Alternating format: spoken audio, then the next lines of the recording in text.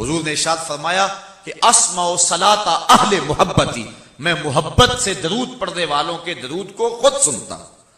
حضرت ابو درداء سے روایت ہے اور یہ ابو داؤد شریف کے اندر موجود ہے، حضور نے جمعے کے دن کثرت کے ساتھ درود پڑھنے کی ترغیب دی، تو حضرت ابو درداء رضی اللہ تعالیٰ عنہ فرماتے ہیں کہ میں نے حضور سے عرض کی کہ حضور جب آپ اس دنیا سے چلے جائیں تو کیا ہم پھر بھی درود کے سلسلے کو جاری رکھیں؟ تو حضور نے جو ارشاد فرمایا، یہ کتب صحاح میں سے ہے، ابو داؤد شریف